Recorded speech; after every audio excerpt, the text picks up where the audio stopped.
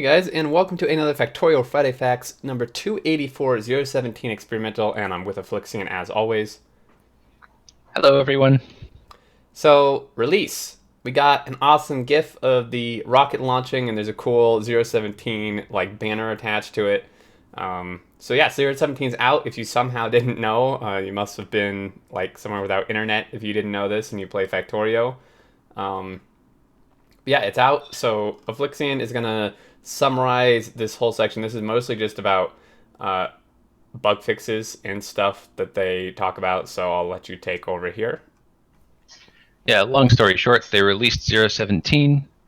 Um, their their script failed to post to Steam and Reddit because the patch notes were too long, which is telling them that they need to reduce the size of their patches. Yeah, And then, obviously, because this is the biggest release they've ever done, they got a number of bugs that correlates to that. So they're working through the most critical ones to make sure people can actually play the game. If you don't get a response on your bug report, uh, don't worry about it. They will work through all of them. They just have a massive number of them to go through. Also, the automated crash reporting that they implemented sometime in 016 is really helpful because it shows how many times these things are occurring. So they can prioritize that way too. right. So super good, pretty efficient. There's just a ton to work through. Yep. And then they also got a cake. Yeah, they got an awesome cake, 017. This looks awesome. Man, I just ate, but now I'm like really hungry again. Yeah, those strawberries look really good. And the blueberries and what's on the side? That's what I was wondering. They're like, I don't, I don't know what that is. I feel like it's some sort of something that like is maybe unique to cakes over there. I mean, I've never seen anything like this, like those on a cake here. Yeah, I don't know. It's definitely some sort of bread or grain. Yeah, but But yeah, yeah, anyway, the Friday Facts is kind of long. We're trying to find a way to summarize it so we don't sit here reading this whole thing. yeah. The introduction campaign, start to finish. Take it away. All right, so small apology. One thing is that the introduction is not complete. System quests and graphics and stuff are still under development. Uh, it is at the point where in-house focused testing starts to be less useful than large-scale community testing. But they think it's still already an enjoyable experience. So I also want to Yeah, thank that's you. basically. Um, sorry. Basically, it's more useful to have more eyes look at it. We're going to find a lot more things faster than they will by themselves. Oh yeah, for sure. I mean, it's a massive number of people compared to just their dev team. Uh, so during the experimental, when you complete the scenario, you'll receive a message asking you to send some automatically generated screenshots for your playthrough. Response has been enormous. My inbox has roughly 10 gigabytes of replies already. Most feedback has been very positive, but we are certainly not done tweaking. Uh, so Epic Scope, perhaps the biggest uh, failing during the development of this introduction was right at the start when deciding the design constraints. If you were a sane human, I would have settled for just making a new tutorial. Instead, what we decided upon was this. So the scenario would be used as a free demo, basically. So if you download the free demo, that's what you'll get. It should be the first thing a new player sees. It should demonstrate the art and design gameplay. It should be fun for seasoned players. First half should have tutorial elements. Second half gives the player a chance to test themselves in a real environment. No jumping through hoops and simply obeying orders. Encourage you to be creative and learn the game. Include as much organic learning as possible. It must limit the environment enough that the player cannot become confused with choice. Players should not receive help until they need it. No quest without purpose. Nothing that I add should affect the free play experience. So that's a lot of goals to have in mind for this. But And having played through at least part of the campaign so far, I can see those design goals there. right, which is awesome. I haven't played it myself yet, but I definitely will at some point. Um, so feeling like a newbie again. If you've been on Reddit or forums in the last few days, you'll probably notice that many players feel the scenario is too difficult for new players, or that they played like a new player and found it too hard themselves. Two reasons uh, that were frequently given are the lack of splitters and underground belts makes solving the design puzzles more difficult. Combat heavy gameplay is not what Factorio is about, especially at the difficulty presented in this scenario. So, uh, apparently, the combat difficulty is really hard, and several members of my community played, and I saw them as well complain about the lack of splitters and undergrounds, that it was extremely frustrating trying to solve the design puzzles without them.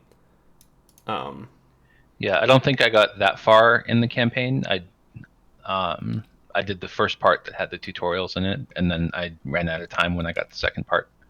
right. So, But from well, I think we'll get to it later. They were trying to simulate the effects of pollution.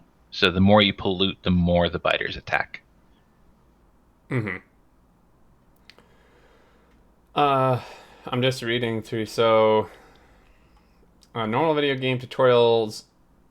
A normal video game tutorial is a terrible thing. Mechanics are broken down in smaller chunks and sorted by which order they must be done in.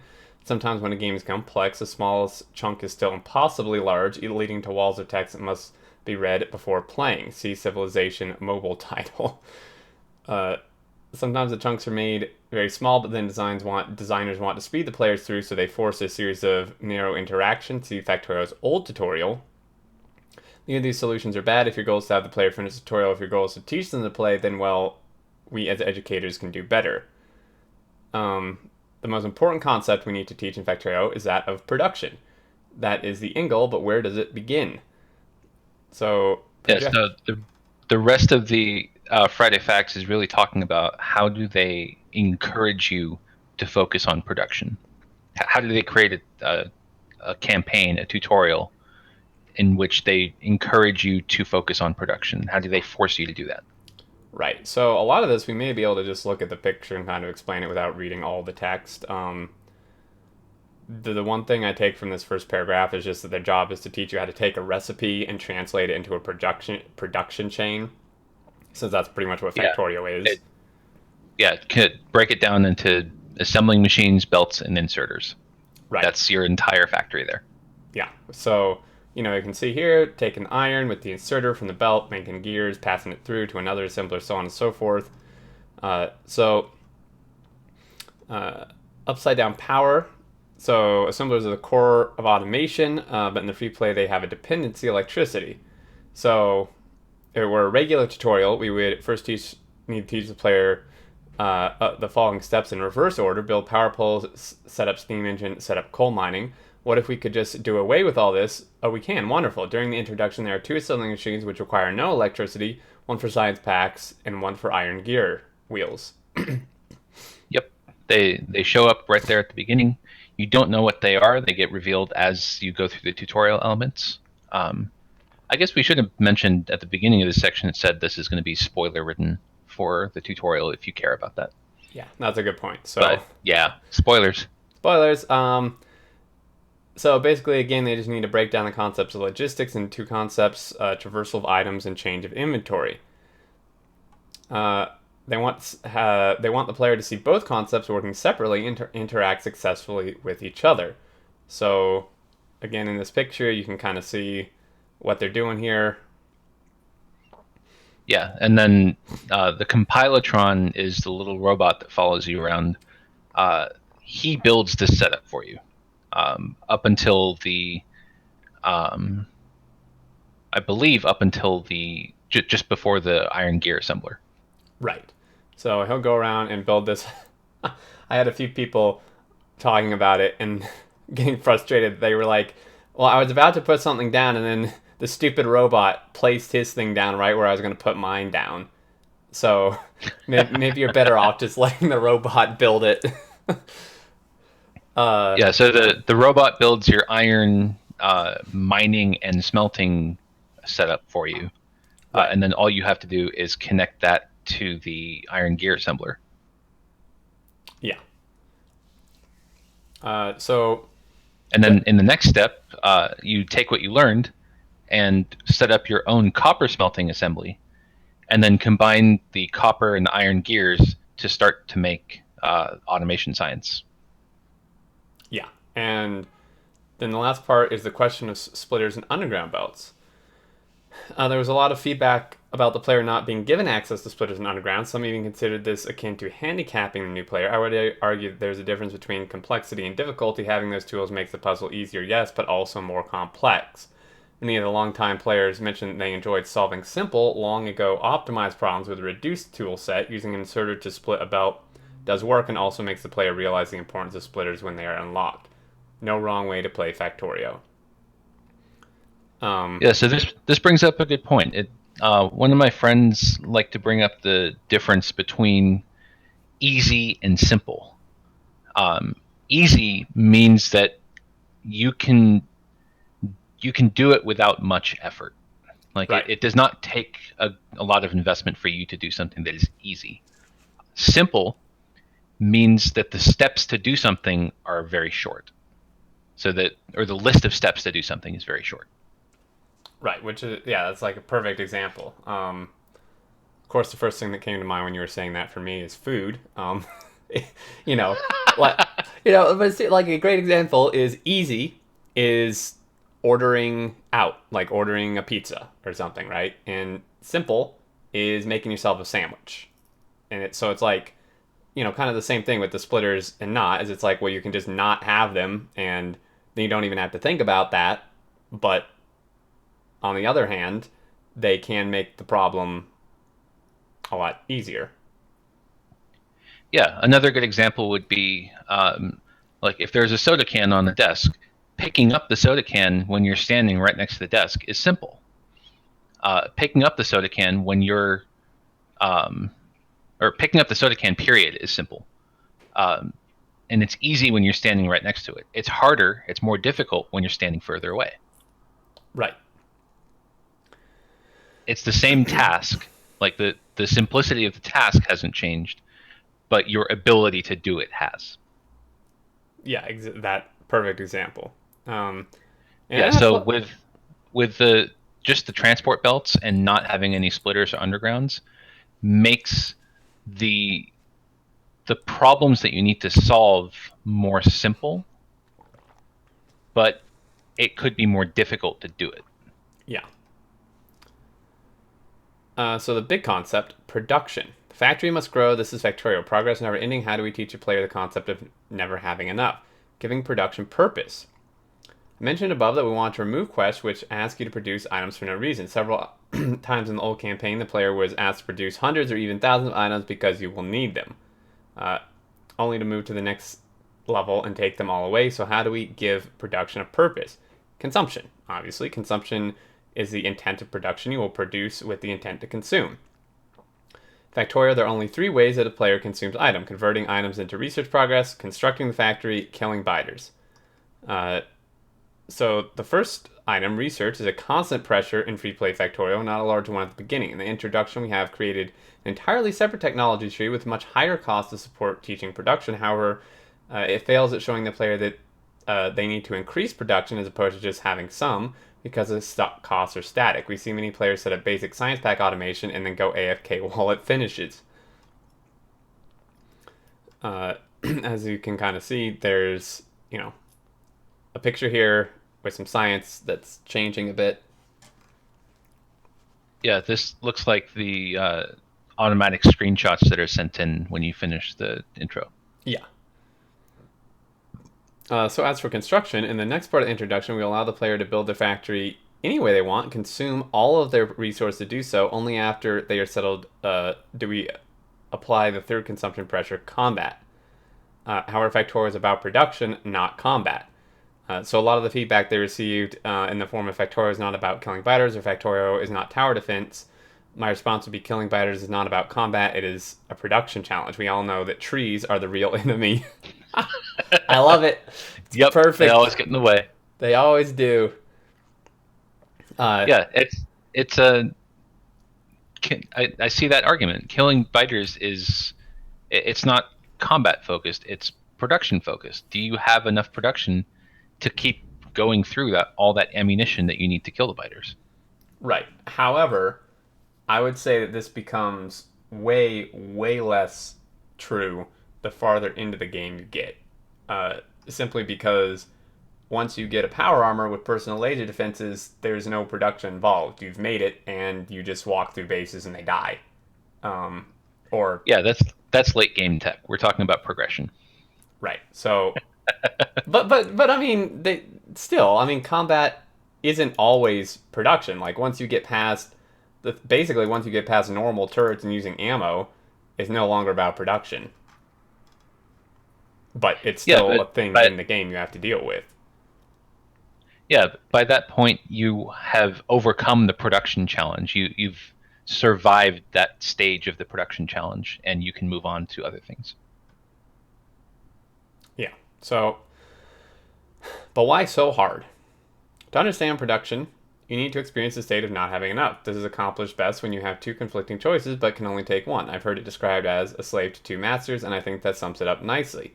Many successful games use this to good effect. In Dragon Age, you are forced to choose between your love interests and doing what is right.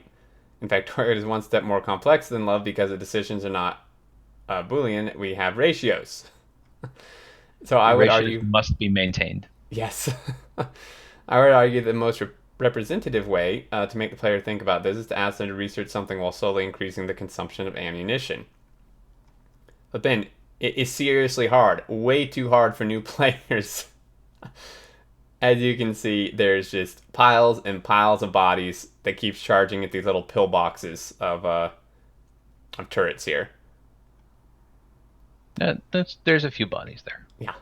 Actually, no, it isn't so hard for new players. It is hard for veteran players. The attack system emulates freeplay pollution system. If you pollute hard, you are attacked hard. The only difference is that the price of a biter is lowered inversely to how far you are through the final research. Dynamic difficulty is a topic in the office, but even its staunchest opponent, Kovrex, admits he had fun with the final wave. He also holds the highest score for kills during the introduction, over 9,000. Insert Dragon Ball Z joke here. Yes. We already used dynamic difficulty in free play, so I would consider it representative. The difficulty will, of course, get a bunch of balanced passes, and something will be added to warn players better of the dangers ahead. Yeah, so this is what I was saying earlier. They're trying to simulate your pollution of the planet. So if you do a lot of production, you're going to get a lot of biters, and you have to be prepared for that. Yeah. That said, this is not the final version. They will be iterating on this. Hold your horses. Yep. And we'll get better. So then what's next? It's far from done or even ready for new players. The task for the next weeks is to go over a massive amount of high quality feedback and start testing some tweaks. The scenario will not receive updates every time we update 17. Instead, I will bundle the changes once every few patches. If you would like to share any feedback about new campaign, we have set up a dedicated forum here. And if you find any bugs, we also have a place here. And then, as always, let them know what you think on the forums. So, yeah, I'm excited. I went through the tutorial as far as the point where it sets you up in the new area. Spoiler alert, you have to abandon the old area because it's about to get overrun by biters, and you set up in a new place, but all it does at this point is tell you what to build, not where to build it. right, so it does allow you some freedom. Yeah, so you show up at the new place with an offshore pump, a boiler, a steam engine, a lab, and whatever else you thought to pick up from the old base and bring with you. Right. So and then you just build. Yeah, then you build. You're good to go. So this is cool. I think I might wait to give it a try until he does some tweaks and stuff, just so I can have a little more of a final version. But definitely look forward to trying it out. And yeah, 0.17 is exciting. I hope everyone's enjoying it. And I think unless you have anything else to add, we'll conclude here. No, this is good. I like it. Perfect. All right, guys. Thanks so much for watching. Hope you're enjoying. Leave thoughts and questions below and on the forums. And until next time, we will catch you later. See ya.